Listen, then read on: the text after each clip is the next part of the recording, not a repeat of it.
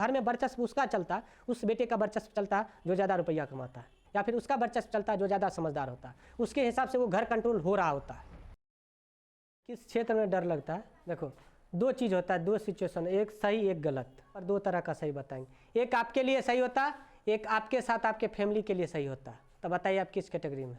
अपने लिए सही रहते हैं और दूसरा फैमिली और अपने लिए सही रहते हैं। और आप खुद के भी साथ सही होगा ना, सही होना, तब तो थोड़ा ढंग से चलना पड़ेगा। और हर इंसान को यही चाहिए, और क्या चाहिए? यही ना चाहिए।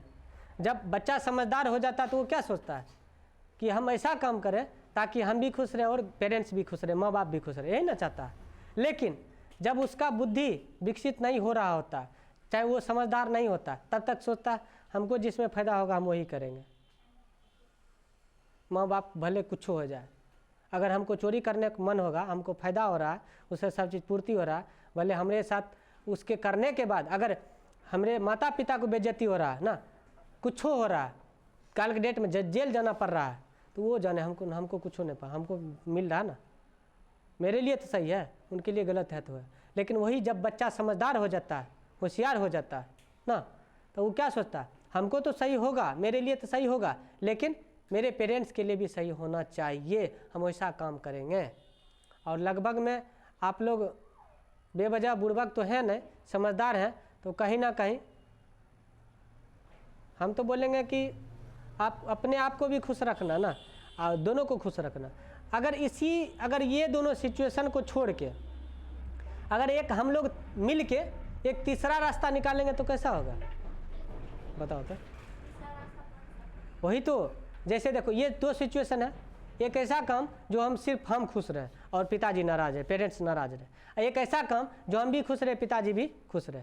लेकिन ये अगर हम खुश रहेंगे, पिताजी खुश रहेंगे, तो लगभग में एक सोसाइटी में, समाज में ये दिखाने का काम होगा कि हाँ माता पिता खुश है तो बेचारा ये भी खुश है, सक्सेसफुल है, सब चीज़ ठीक ठाक है। तो ये आप समाज को दिखाना, तो हम चाहते हैं ये दोनों को छोड़ के ना एक ऐसा अलग रास्ता निकले जिसमें आप तो खुश रहेंगे, पेरेंट्स खुश रहेंगे ना, लेकिन आप अंदर से बहुत ज़्यादा खुश रहेंगे, और इससे किसी को भी फर्क नहीं पड़ेगा, किसी को भी फर्क नहीं पड़ेगा। एक तीसरा रास्ता अपनाया जाए, वो तीसरा रास्ता क्या होगा हम सब मिल के ढूंढते हैं।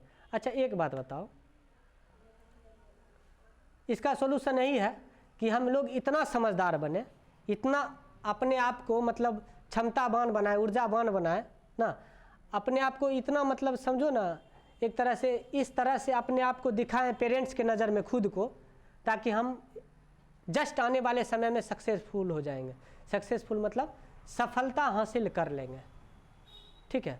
और जब सफलता हासिल कर लेंगे, देखो घर में वर्चस्व उसका चलता, उस बेटे का वर्चस्व चलता जो ज़्यादा रुपया कमाता है, ये बात को जाना है, या फिर उसका वर्चस्व चलता है जो ज़्यादा समझदार होता है, उसके हिसाब से वो घर कंट्रोल हो रहा होता है। ऐसा करो, या तो ज़्यादा रुपया कमा लो जो तुम्हारे बदौलत घर चल रहा, या तो ज़्यादा समझदार हो जाओ जो तुम्हारे थॉट प्रोसेस से हर एक काम एकदम ढंग से हो रहा है, इनकम आ रहा है।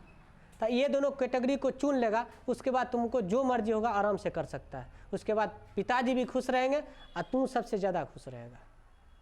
ये तीसरा कैटेगरी है मेरे हिसाब से। खुश तो है लेकिन खुश नहीं है, मतलब सामने वाले की नज़र में खुश है, पेरेंट बेटा खुश है, अरे बेटा की खुश रहे, बेटी की खुश रहेगा, घुट घुट के मर रहा है, तो वैसा खुश नहीं रहना। तीसरा रास्ता अपनाओ, सीधी सी बात, कमज़ोर तो बनना ही नहीं। उस दिन भी बताए थे, कमज़ोर बन के जीना नहीं है, और समझदार बनेगा, चाहे मजबूत बनेगा तो समझदार और रुपया वाला बनना पड़ेगा।